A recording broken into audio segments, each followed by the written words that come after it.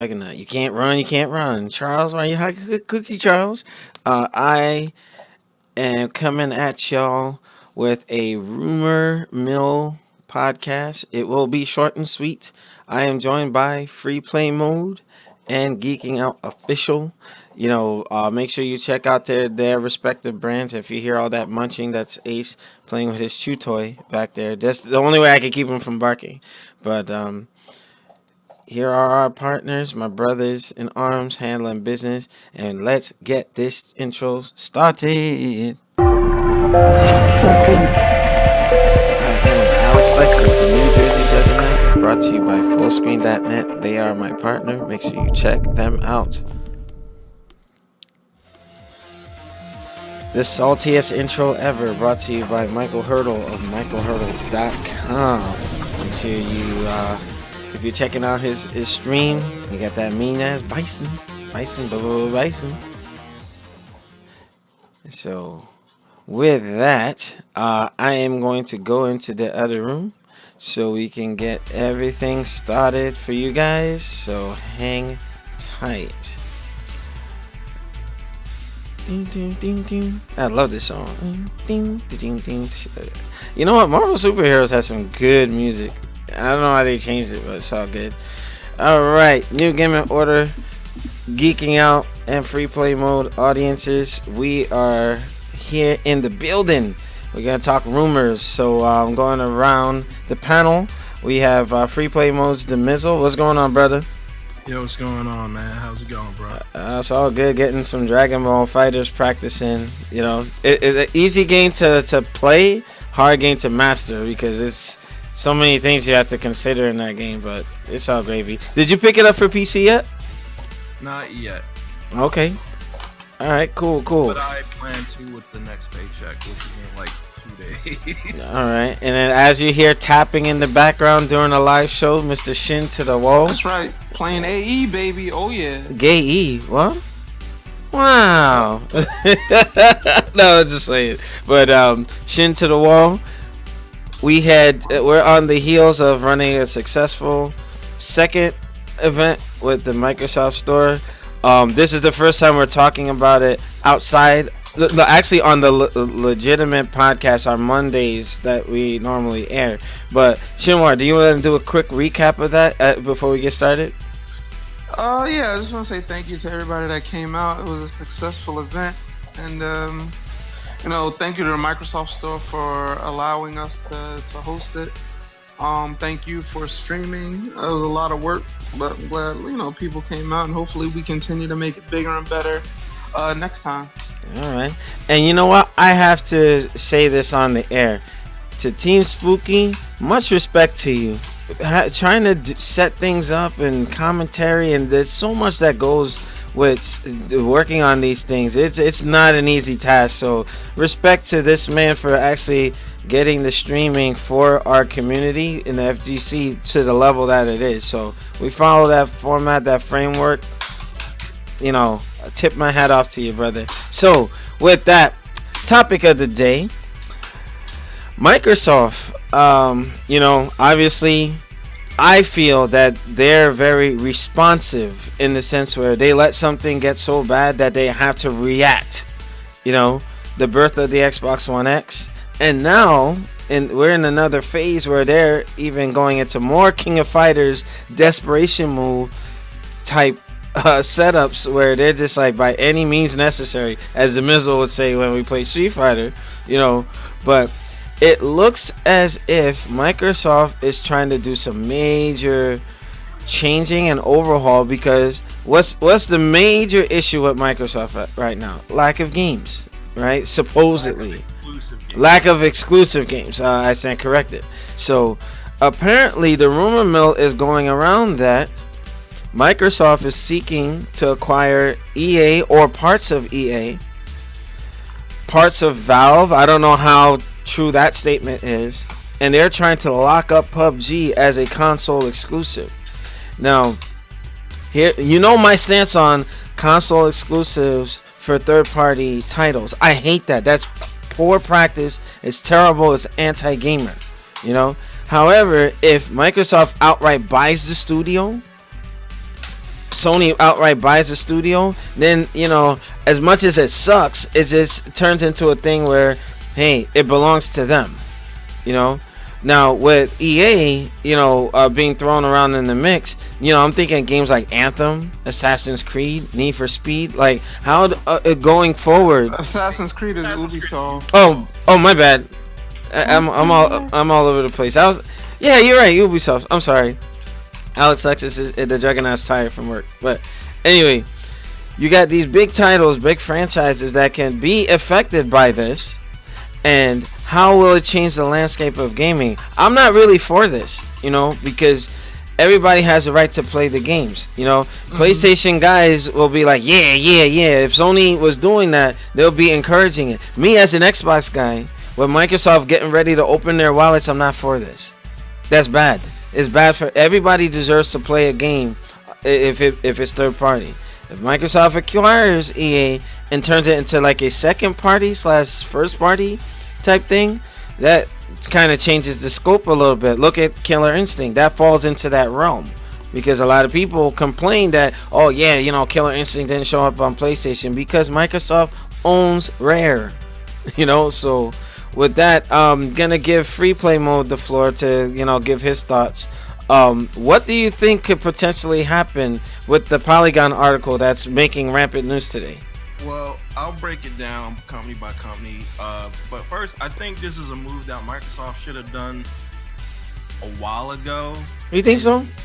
I think so, because while they're currently sitting on a lot of IPs, but they don't have internal studios to make those games. Mm-hmm.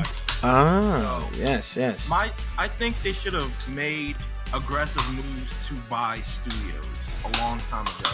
Okay. The fact that they're doing it now shows that, okay, as you said, they're kind of desperate, but they also realize, like, this is the world that we currently live in, and we need people to make games for us. And right now, there's not a lot of available talent out there that we can bring in-house, so we have to bring in something that's already established. Yeah, to build a studio sucks. It costs millions, well, and then on top of the games they have to make. So, right. Okay. Let's go thing by thing.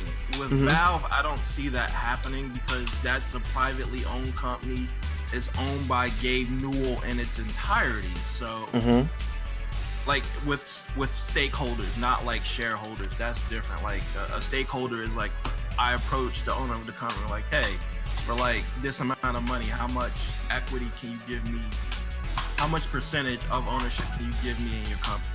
And it would still be held by private ownership. So that's the situation that Valve is in. I don't see Valve or Gabe Newell selling to Microsoft. Chad Gable. Because Gabe Newell already has good dollars. Like, getting more money from Microsoft would be pointless at this point. The only reason I could see him selling the majority of Valve to Microsoft so that Microsoft controls it is if Valve gets like a really, really sweetheart offer of a deal, and that deal includes incorporating Steam into Xboxes, making it a true Steam box, and I don't see that happening. Oh, okay.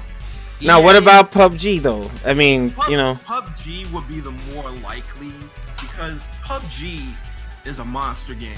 It is a monster, and it's still in like early access. It's still in early access. It's still in the early phases of its development cycle, so it has a lot of room to grow. It's still attracting players on a weekly basis. Yeah, I'm about to pick it up because Thumb Thrasher Gaming got it, and everybody's telling me it's fun. So it's a relatively affordable game. It's $30. That's too much, yo. I can't afford it. What? Go ahead. How much you pay for Dragon Ball? Mind your business. But yeah, like PUBG would be the more likely of these things because while they're making money hand over fist, Microsoft can just walk up and like, yo, 200 million right here on the table. Oh, damn. They would just lock up console exclusivity for PUBG. And that would be the smart thing to do. Because it it would essentially give Microsoft a killer franchise for the foreseeable future. Okay. EA, I don't think Microsoft could.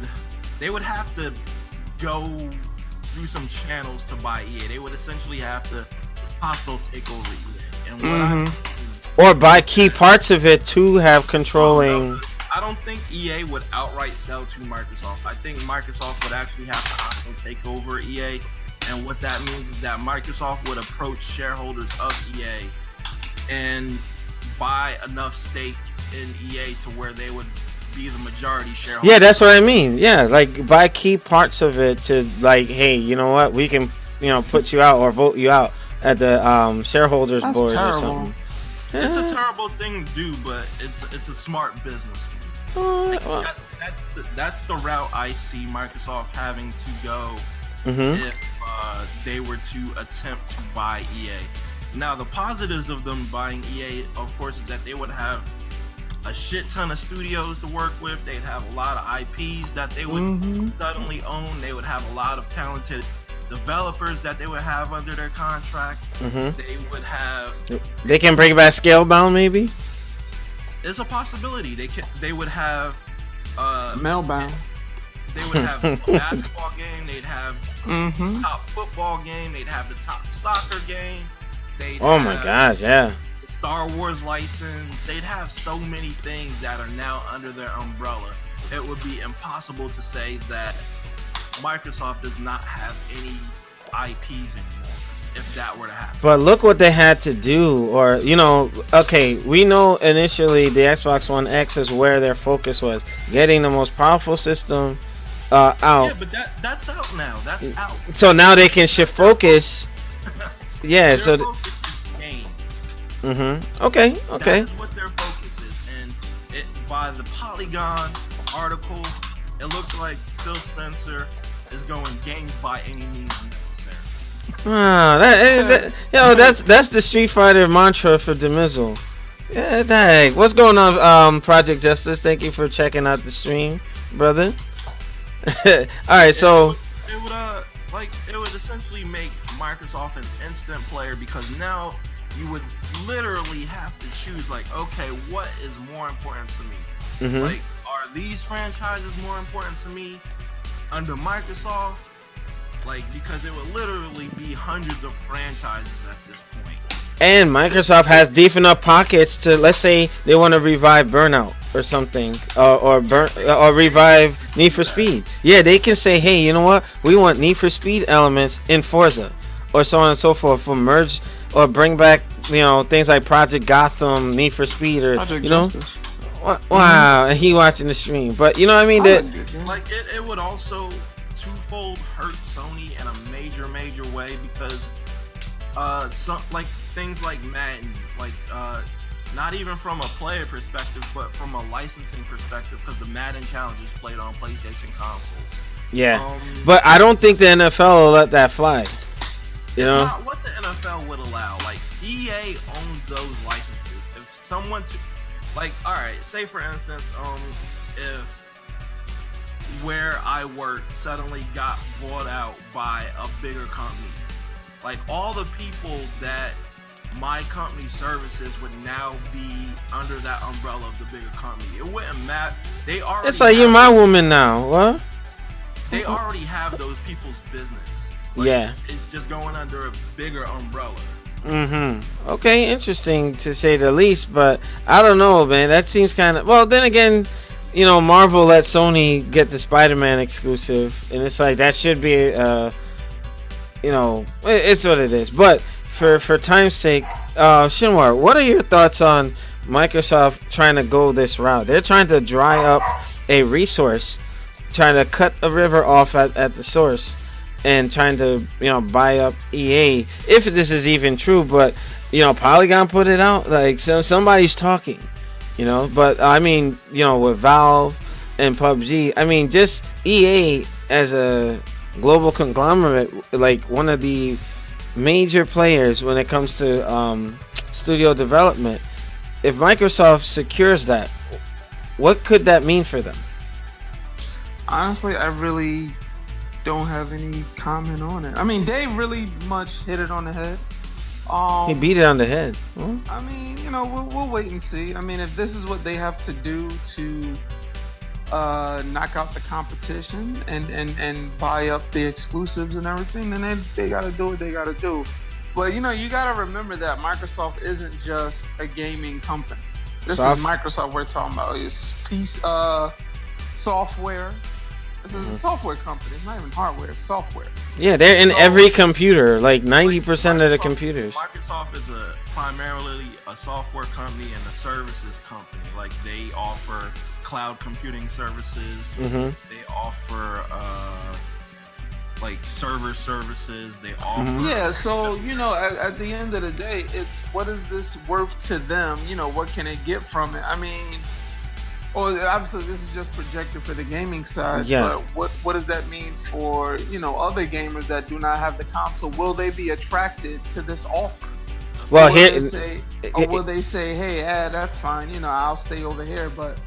Phil Spencer, they're at the point where it looks desperate, but they have to do what they have to do. Now, you made a good point. What would make it attractive? Now, I don't know if you guys know this, but Microsoft is trying to really push the Games Pass and turn Xbox into a service. Well, like the games, getting them Netflix style. So if they do acquire these studios, right, or have something with style Valve, Steam, or whatever, EA and PUBG, and it's like, okay, we put all the games on the Game Pass. They're essentially trying to become like Steam, where everything will be on the console. Eliminate the middle person, get rid of GameStop, get rid of brick and mortar stores, and like, hey, we have all the licenses for all these franchises. Now imagine if they get EA and their whole backlog, their catalog of games. That's insane. And then you stick it on the Games Pass. I don't know. Again, here's the thing.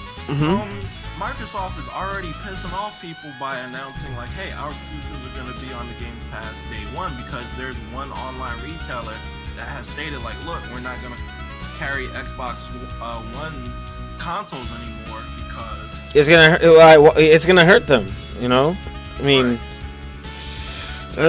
Yeah, I heard about that. I mean, but then again, it's like, we're in shifting times, and now it just looks like, Microsoft is pissing off the brick and mortar stores. Then you have the whole thing with now what Microsoft trying to buy up studios, is this going to be like the practice? Like Sony buys up studios, Microsoft buys up studios, and now what used to be accessible to everybody is now going to be like, now you have to choose.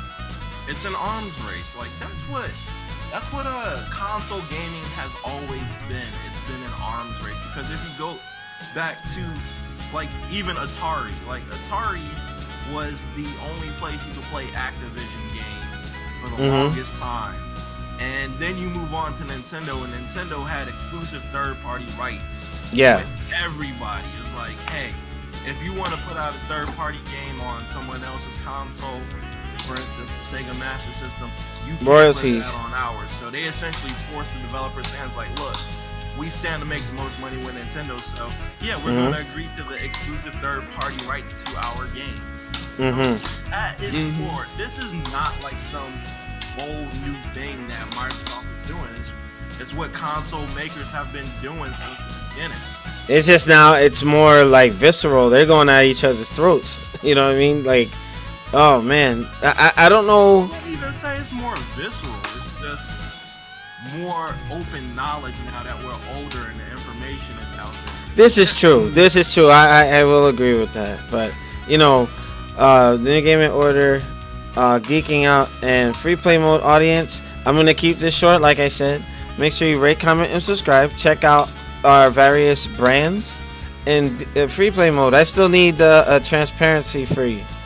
So I can get y'all in there. Like whatever you participate in, I'll make sure I have it there. But with that, any parting words from Free Play Mode? You want to plug your channel?